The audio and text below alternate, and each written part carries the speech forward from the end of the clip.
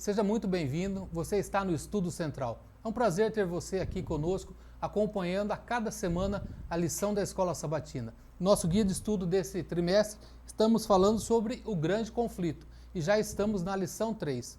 Eu já do início faço um convite para você. Se você ainda não é inscrito, se inscreva no nosso canal, compartilhe, dê um like, isso ajuda muito no crescimento do canal e também para que mais pessoas conheçam a respeito da Palavra de Deus. E também deixe aí seu comentário de onde você tem nos acompanhado. Eu gostaria de deixar alguns abraços especiais aqui de pessoas que comentaram nas lições anteriores. Primeiro, para o Sérgio Borges, lá de Niterói. Muito obrigado, Sérgio, pela sua audiência. O Fabiano Gagian, de Bauru, São Paulo. O Vicente Matos Marinho, lá de Lajeado, no Tocantins. E a Maria Genoveva Teixeira, de Ruambo, na Angola. Está falando de longe.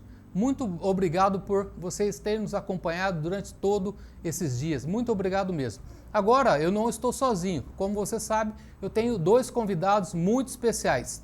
Está aqui comigo hoje o pastor Osmar Borges. Seja bem-vindo, pastor. Ismael, que privilégio estar com você para mais um episódio desse Estudo Central, que é maravilhoso. Que bom que você está aí também conosco. Não esqueça da gente aqui, compartilhe esse link com mais pessoas, porque esse estudo sobre conflitos está maravilhoso e a lição de hoje promete. Muito bem. A lei do pastor, você já viu aí, está o evangelista Luiz Gonçalves. Seja muito bem-vindo, Luiz. Muito obrigado, Ismael. Um prazer estar aqui. Professor Ismael, né? Porque Opa. você é o nosso professor aqui, o nosso apresentador. É uma alegria estar com você, com o pastor Osmar, com os amigos para o estudo central de hoje. E esse tema aqui é um tema que eu gosto muito porque eu preparei uma série de evangelismo justamente falando da luz e das trevas. É muito curioso esse tema, especialmente no contexto do grande conflito. Olha, que bom. Então, você poderia orar para a gente? Sim, vamos orar.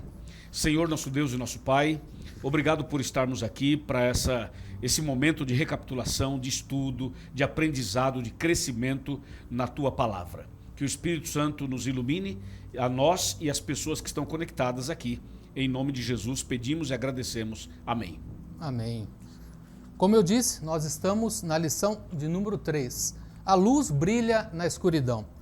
No livro do Apocalipse, Satanás é descrito como a grande serpente. Ele sempre quis destruir o povo de Deus. Primeiramente, depois que Jesus retornou ao céu, o seu método foi perseguir, matar. Mas depois ele mudou um pouco a estratégia.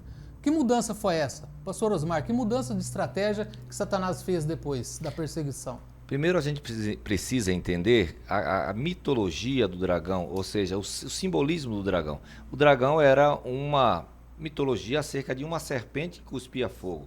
Por que serpente? Porque o corpo alongado. É porque a Bíblia descreve esse conflito que nós começamos a estudar ao longo de toda a história do mundo.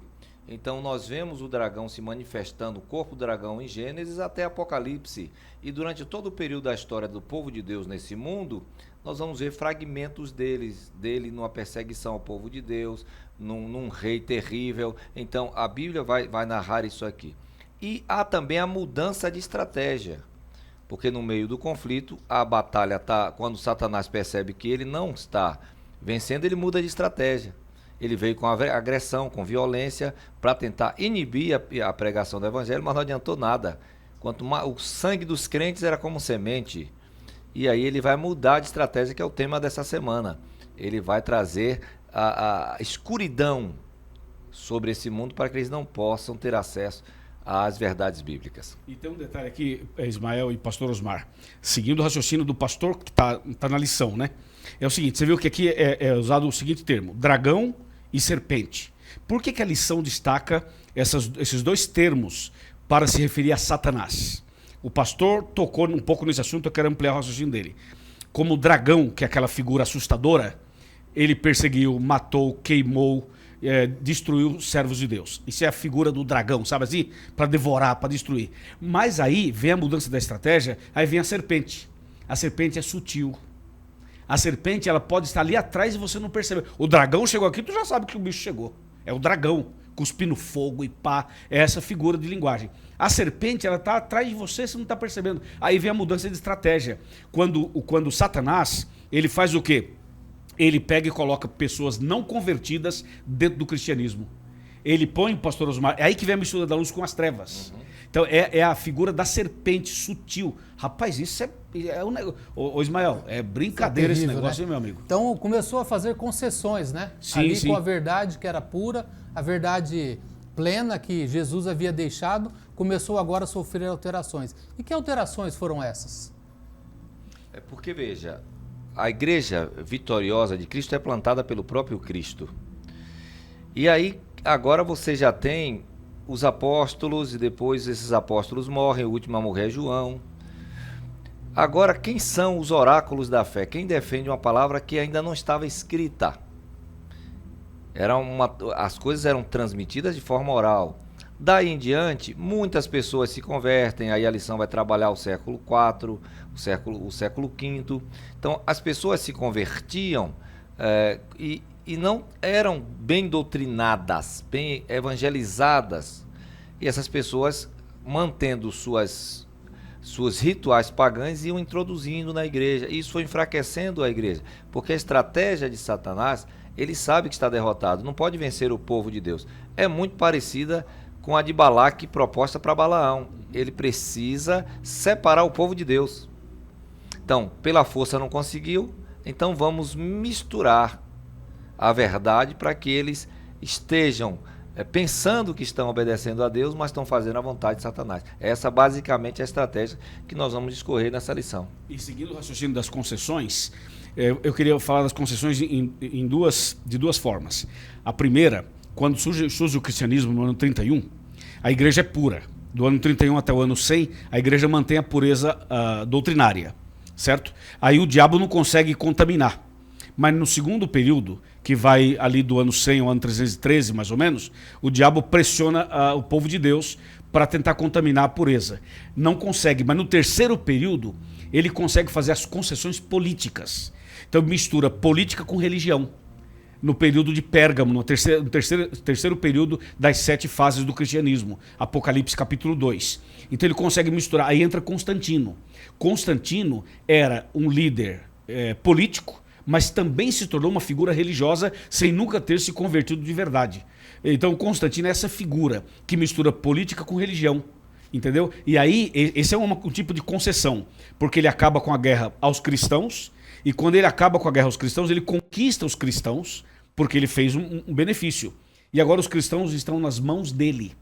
Então ele começa a misturar uma coisa com outra ali. Então essa mostra um tipo de concessão. Em seguida, vem as concessões doutrinárias. Quando mistura, por exemplo, o estado do homem na morte. Né? A Bíblia é clara nesse assunto, mas o diabo começa a misturar a verdade com a mentira. É o santo com o profano, é a luz com as trevas. Então essa ideia de concessões, de misturar, isso é muito sério. É tipo assim, você no sábado está na igreja, mas no domingo está fazendo uma coisa que não deveria fazer. Em algum momento você está na presença de Deus, em outro momento você está na presença de Satanás. Então você tem em alguns momentos da semana adoração a Deus, e durante a semana nem sempre adoração a Deus. Entendeu? Então isso é concessões. E você não pode abrir espaço para isso, que a lição alerta isso aí, pastor. E é interessante que você não tem na história a evangelização de Constantino. Ele não é evangelizado. O que ele relata, ele mesmo diz, é que ele tem um sonho, porque ele é político. Então, o Império Romano era gigante. Então, nós tínhamos 1 milhão de habitantes em Roma, 600 mil já eram cristãos, apesar da perseguição. Então, ele vê que ele precisa tomar um posicionamento. Então, ele aparece com um sonho. Eu sonhei com o estandarte, com a cruz de Cristo. E ele vai e se converte ao cristianismo. Todo o seu grupo, todos os seus ministros, todo mundo vai junto com ele. E reza a história que todo mundo passou pelo rio. O batismo foi passar pelo rio de cavalo, de tudo. As tropas passaram e todo mundo virou cristão. Rolava até um apoio aí para incentivar. Exatamente. E como essa igreja nova, ela subsistia se não havia nada escrito ainda. Quer dizer, escrito havia, mas coisas assim, um cânon bíblico, alguma coisa. Nós tínhamos a Torá. Sim. Nós somos judaico-cristãos. E aí, o que é que se tinha de conhecimento? A filosofia grega. Aí você que exerceu uma influência muito grande. Exatamente. Aí vem Platão com sua ideia de um mundo paralelo e que muitas doutrinas foram misturadas. Entendeu? Aí você tem essa dificuldade, essas concessões aí vem são as concessões. feitas com base numa falta de estrutura Mas da é igreja. interessante, pastor, que Jesus havia alertado, né? Paulo mesmo já havia falado, né, que iriam surgir lobos vorazes. Lobos vorazes que estariam no meio do povo, que não perdoariam as ovelhas, né? Então, Isso é muito sério, Ismael. Porque é com essa ideia de Atos, que você citou, Atos 20, 27 a 32, mostra o seguinte: de onde veio o anticristo? Do meio do cristianismo. De onde veio os falsos profetas? Ora, já está dizendo. O falso é porque ele parece com o verdadeiro. Então, Paulo chama a atenção para isso. O bloco anterior que a gente está falando da nossa conversa aqui, na conversa anterior mostra as concessões. E agora, nesse ponto que você toca, você percebe que começa a criar dentro do próprio cristianismo os maiores inimigos da igreja. a Porque, perseguição veja, vem de dentro da igreja. De dentro. Por falta dessa verdade expressa, talvez escrita, não tem mais apóstolo, então a igreja começa a sofrer, e é nessas brechas que começam a ser introduzidas as concessões. Porque o apóstolo não está mais dizendo, isso aí não foi Cristo que falou. Então as coisas foram misturando. E Constantino começa a trabalhar, e aí você tem os patrícios, os pais da igreja. Santo Agostinho vai pegar quem para estudar? Ele vai para Platão. Tomás de Aquino vai para quem? Há uma influência. Há uma influência nesse pensamento. E isso traz sobre a igreja uma mistura doutrinária. É a mesma coisa do Éden. A mesma coisa do Éden. O inimigo vai sempre misturando. E aparecem os aproveitadores. Constantino, por exemplo, ele sabia que ele ia perder o poder. Porque 600 mil, a maioria da população já era cristã. Ou ele se torna cristão, ou ele perde. Então ele... Foi mais uma estratégia política. Exatamente. Né? É o que aparece ser uma estratégia política. Mas quando ele unifica a Igreja de Deus em dois blocos cristãos, como hoje nós temos aí no nosso parlamento aí, evangélicos, a bancada da bala, etc.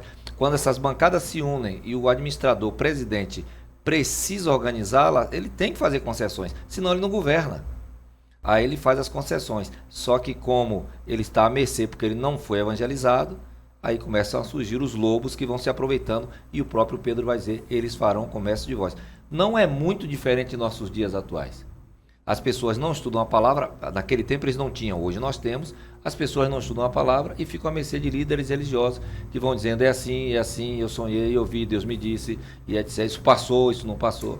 Agora Ismael, olha só, para quem está acompanhando a gente, na lição de segunda-feira, página 31, no parágrafo, último, não dá para dizer o parágrafo aqui, mas é assim, o último parágrafo antes da pergunta 4. Fala assim, no 4º e 5º séculos, concessões foram introduzidas furtivamente na igreja cristã, sendo o avanço da missão a justificativa mais provável. Isso aqui, nós somos evangelistas, a gente sabe como é que funciona. Então, para você evangelizar, você tem que usar algumas estratégias para você chegar até onde as pessoas estão. Mas você vê que tem que tomar um pouco mais de cuidado, porque às vezes para você ampliar a missão, você levar o evangelho, ser cuidado, porque às vezes algumas concessões elas podem ser perigosíssimas. Não pode negociar com a verdade, Não né? pode negociar a fé. Aí você vê duas coisas básicas ali no começo. Foi primeiro, o grande problema para unificar as duas igrejas. O pagão adora imagem, o cristão não. Mas aí você faz o quê? Faz imagem de Jesus, da Virgem Maria, de José. Começa com a questão de referência, não é só uma referência, mas daqui a pouco essas imagens começam a ser adoradas. E aí qual o dia que Jesus disse? Sábado, mas o cristão, o pagão adora o domingo. Aí vem o domingo para dentro do cristianismo. E está até hoje. Então essas concessões são perigosas porque os lobos se aproveitam dessas concessões. Então, na verdade, a ideia que era para evangelística era na verdade, uma falácia, né? Na verdade, ali foi uma estratégia da serpente, como o senhor disse. Satanás estava de uma forma sorrateira ali, enganando e trazendo, na verdade, falsas doutrinas para dentro da igreja. Professor Ismael, isso é um assunto bastante tênue, muito delicado, porque a gente, para evangelizar, você tem que, muitas vezes, usar o método da pescaria. Você tem que ir com a pessoa, concordar com ela até onde dá. Mas isso exige muito cuidado, consagração, sabedoria. Se você não tomar cuidado, acontece o que aconteceu das concessões aí. Mas qual foi o antídoto de Deus? Qual que é o antídoto? Né? Nós temos que estar protegidos pelo quê? Pela palavra de Deus. A medicina preventiva é a melhor saída. Ou seja, a gente pode também procurar medicina quando está doente, mas o ideal é você prevenir, você se precaver. se alimentar bem, fortalecer a sua imunidade para você não estar exposto às doenças. Nesse caso, nós estamos protegidos pela palavra de Deus, né, pastor? É o que está escrito. Então, as falácias elas vão existir em todos os aspectos, mas nós temos a Bíblia hoje escrita, digital. Nós temos buscas muito mais fáceis daquele tempo que havia uns rolos. Então você pode, no seu celular, consultar.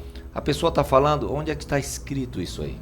A pessoa vai dizer, você vai buscar, tem que estar escrito na palavra. Então, a proteção, a nossa cidadela, a nossa fortaleza é a palavra do Senhor. E a palavra de uma forma integral, né? Porque outra falácia de hoje em dia é que é parte da Bíblia, parte já não vale mais, né, pastor? Não, e tem gente falando, sabe o quê? Por aí? Que a Bíblia tem que ser reescrita. E absurdo, tem que ser para fazer uma nova interpretação, porque ela é muito antiga, muito ultrapassada. Olha isso, rapaz.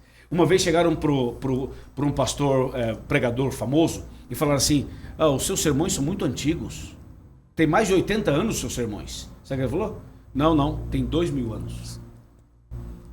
Que foi a palavra de Jesus, É né? a palavra de Deus. Arrebentou, Então, né? e há esse desejo de nós querermos que a palavra se adapte a mim. Então, eu costumo dizer que a Bíblia é um peixe que se come com espinha e tudo. Porque se nós começarmos a tirar aquilo que nos incomoda, não vai ficar nada. Porque nós somos seres criados para sermos seres morais e estamos vivendo na imoralidade. Então, eu preciso reescrever e aí a palavra deixa de ser a palavra de Deus, se torna a palavra de homem. E não dá certo. Então, o guia de estudo, ele, continuando aqui, que o nosso tempo já está encaminhado, falar sobre o raciocínio humano, né? Onde que é o perigo do raciocínio humano. Enganoso é o coração do homem. Quem o conhecerá? Então, você percebe que nós temos que estar fundado totalmente na palavra, mas não nos apegarmos às nossas próprias convicções, como o pastor colocou, né? Não querer adaptar a Bíblia à minha realidade, ao meu estilo de vida, né? Essa nova igreja que surge já no século IV, ela apela para os filósofos, como eu falei, para os filósofos gregos, é Aristóteles, é Platão. Aí nós temos o humano falando e a gente perde a revelação divina. A gente perde Deus falando. Nós também acreditamos que essa inspiração, ela não é verbal em todos os sentidos. Porque, veja, você tem Êxodo 31:18, que não é inspiração. Deus escreve a lei com sua mão. Você tem passagens bíblicas quando Josué 10 diz que o sol parou, e nós sabemos que o sol não parava. Mas era a compreensão da época, porque o sol está parado, quem gira é a terra. Nós vemos o livro de Lucas, que é uma pesquisa, o livro de Lucas. A pesquisa do livro de Lucas é fantástica, para não se perder nenhum detalhe, não é? Mas é uma pesquisa, ele diz, apareceu a mim, Teófilo, fazia uma narrativa de tudo. Então ele entrevistou o cego de nascença, ele conversou com Lázaro. Então a inspiração, ela não é verbal em todos os aspectos, é a inspiração do pensamento. Então é o Espírito Santo controlando a escrita para que nada se perdesse, mas usando homens. Quando o protagonismo da Bíblia é do Espírito Santo.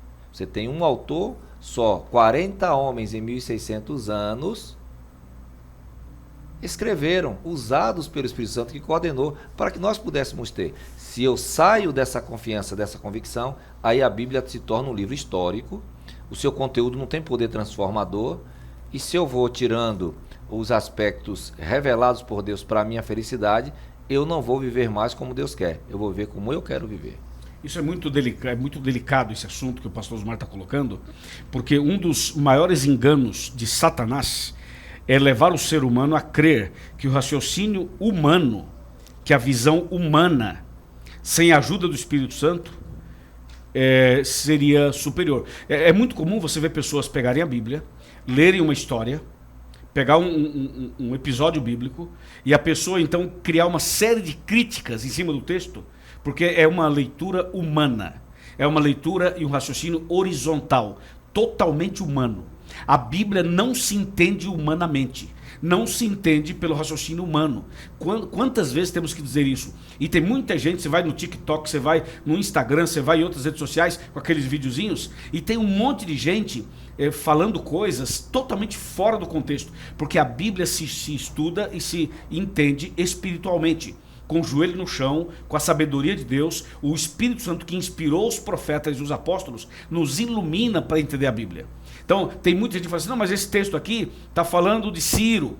Não, amigo, está falando de Satanás. Ou está falando de tal rei. Não, está falando as pessoas leem a Bíblia como se lê, pastor Osmar, um livro qualquer. E não é, meu amigo. Essa parte passou, não, isso aí não é pra gente não. Não é pra gente não. A gente tá debaixo da graça, isso aí já passou.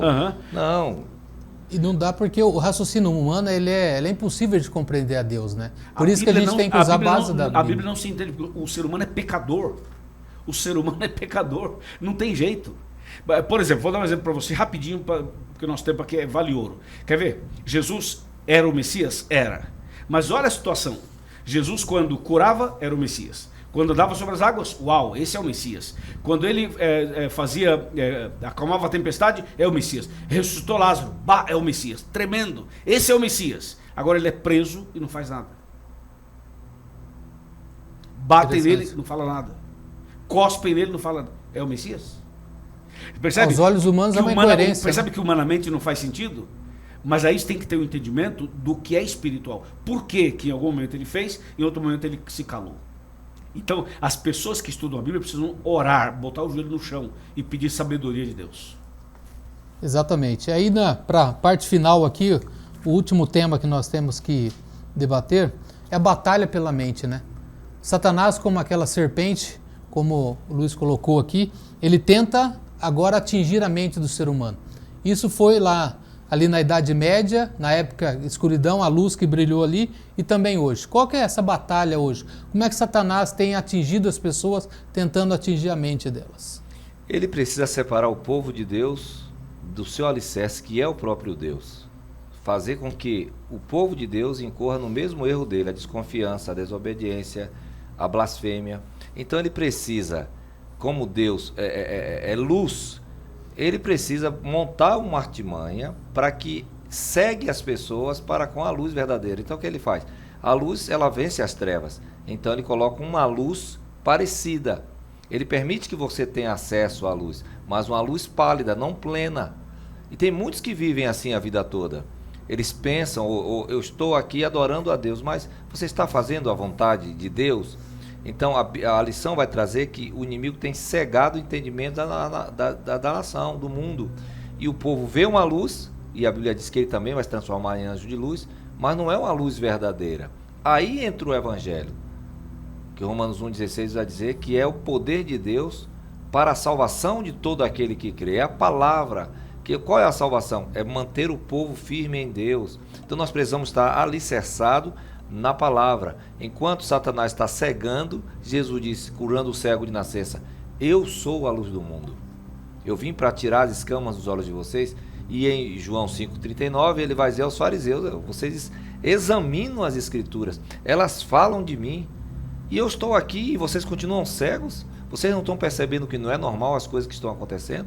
Então é muito importante que a gente entenda que Satanás ele quer ser adorado. O desejo dele é o mesmo. Foi o que ele disse a Cristo. Se você me adorar, a batalha do céu teve uma revanche aqui na terra, que ele perdeu de novo. Se você prostrado me adorar, eu te devolvo tudo isso. Você não precisa morrer. E ele agora está cegando as pessoas porque ele quer ser adorado. E eu posso estar com a Bíblia na mão, de paletó, indo para a igreja, mas não fazendo a vontade de Deus. E isso é terrível. E a gente tem que acordar para isso e verificar a nossa fé, não de acordo com o que os líderes religiosos falam, não de acordo com o que eu acho, mas no que está escrito na palavra de Deus. Impressionante, né? E aqui, pastor Osmar e professor Ismael, veja só, a batalha entre Cristo e Satanás é pela mente humana. Mas vamos ser bem sinceros, quem é que conhece a minha mente? Deus. Só Deus. Quem conhece o nosso raciocínio? Deus. Deus sabe tudo sobre nós. Agora eu pergunto, Satanás tem acesso à sua mente? Não, não tem acesso. Se Satanás não tem acesso à sua mente, como é que ele luta para conquistar a minha mente? Olha o que diz a lição. A principal obra de Satanás é cegar ou obscurecer a mente das pessoas. Vamos ser bem sinceros. Presta atenção, olha aqui para mim. É o seguinte, o que o diabo faz para chegar na mente humana? Ele não tem acesso aqui. Quando eu oro a Deus em pensamento, o diabo não sabe o que eu estou falando, certo? Mas o que ele faz com o ser humano? Ele põe cigarro, ele põe bebida, ele põe drogas, ele põe prostituição, e com isso, de fora para dentro, ele vai enfraquecendo a sua mente. A pessoa não se alimenta bem, come tudo errado, dorme na hora errada, tem uma vida totalmente irregular, e isso vai enfraquecendo o quê? A mente. Então o diabo ele não tem acesso à sua mente diretamente, mas ele vai por fora trabalhando para levar o ser humano a ficar doente fisicamente e consequentemente atingir aqui a mente humana. Por isso você tem que tomar cuidado, muito cuidado. Vício, você tem que parar com vício. Vício, entendeu? Prostituição, tem que parar com esse negócio. E vou te dizer mais, tem que cuidar da sua saúde física, tem que se alimentar bem, fazer exercícios, estudar a Bíblia, de vez em quando fazer um jejum para a mente ficar mais limpa, para Deus dominar. Porque o diabo ele vai fazer de tudo para bloquear você, para chegar na sua mente e ter uma mente enfraquecida. Mente enfraquecida, meu amigo, é terreno fértil para Satanás. É ou não é, pastor Osmar? E Luiz, e Ismael e meu amigo, ele nem precisa falar com você. Ele só quer que você não fale com Deus. Pronto. Isso é importante. Então ele não quer colocar nada, ele não tem acesso, ele não sabe o que está pensando, ele trabalha meio que como um morcego, ele imite a tentação e fica esperando a resposta, porque ele é cego, mas o objetivo dele não é colocar coisa na sua cabeça, ele só quer que você não converse com Deus, que você não ore, que você não leia a Bíblia, que você não vá à igreja para ouvir um sermão, que você fique desligado das coisas espirituais. Acabou. Aí você vai, aos poucos, fazendo a vontade dele, que outros já estão fazendo. Então, na verdade, a gente percebe que a estratégia dele é tirar o nosso tempo, né? Nosso tempo de relacionamento com Deus. Então, às vezes eu fico na correria do dia a dia, pelo trabalho, pelas nossas atividades e esqueço de ter comunhão, ali a mente está aberta para Ele. Nosso tempo aqui já finalizou. Pastor Osmar, o senhor tem algum comentário final para deixar para encerrarmos o estudo de hoje? Essa lição é muito importante. Veja, Deus está abrindo para nós, através do estudo que estamos fazendo, as armadilhas do inimigo. O que é que eu preciso fazer para vencer? Me manter fiel à palavra de Deus. Mas como eu posso me manter fiel à palavra de Deus se eu não estudo a palavra de Deus? Se eu não busco viver a palavra de Deus? E para mim o que é muito importante é ensinar para alguém a palavra de Deus. Quanto mais eu falo da palavra de Deus, mais convicto eu estou. Porque o inimigo, ele quer nos cegar do caminho da verdade.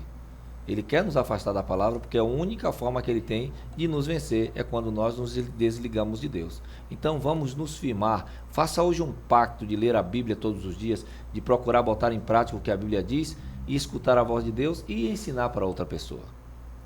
Muito bem. Luiz, você tem uma mensagem especial para deixar para os nossos internautas nesse momento? Eu tenho um Chega Mais Perto, pode ser? Pode, claro. Tem um Chega Mais Perto para você, meu amigo. O título da lição, você viu? A luz brilha na escuridão. Por mais que você esteja em trevas, por mais que você esteja no submundo do pecado, por mais que pareça que não há saída nem solução, lembre-se, a luz brilha na escuridão. E quanto mais perto de Jesus você chegar, mais você vai se enxergar, vai se ver, e mais vai perceber que você depende e precisa mais dele. Então faça como Paulo. Quando Paulo disse, de todos os pecadores eu sou o principal, é porque ele estava mais perto da luz, mais perto de Jesus. Quanto mais perto de Jesus nós estamos, a gente não fica orgulhoso, a gente não fica se achando, a gente começa a entender que a gente é mais pecador ainda e precisa desesperadamente de Deus. Coloque sua vida nas mãos dele, consagre seu coração a ele, a sua mente também, ande com ele e ele vai cada dia iluminando você e expulsando as trevas da alma, para que em breve possamos estar com ele para sempre no reino dos céus. Não basta estar no estudo central, é preciso que a sua mente seja a central do Espírito Santo. Exatamente, muito obrigado pelas palavras e com certeza, quando a gente tem esse contato com Deus, a gente pode ser luz. Desejo que Jesus, que nós fôssemos a luz do mundo. E através da luz dele, brilhando através de nós, nós podemos iluminar esse mundo de trevas. Luiz, poderia terminar com uma oração? Sim, claro. Vamos orar. Senhor nosso Deus, obrigado por esse tema maravilhoso. Nas tuas mãos entregamos nosso coração. Obrigado pelo privilégio de estudar a tua palavra. Abençoe essa pessoa que ora conosco. Abençoe essa igreja que está acompanhando esse tema também. E acima de tudo, Senhor, entregamos em tuas mãos nosso coração, nossa mente, nosso ser. Leva-nos para o céu em breve. Pedimos e agradecemos em nome de Jesus. Amém. Amém. Muito obrigado, pastor Osmar. evangelista Luiz Gonçalves. Muito bom ter vocês aqui. Muito obrigado também pela sua companhia. Espero você na próxima semana em mais um Estudo Central.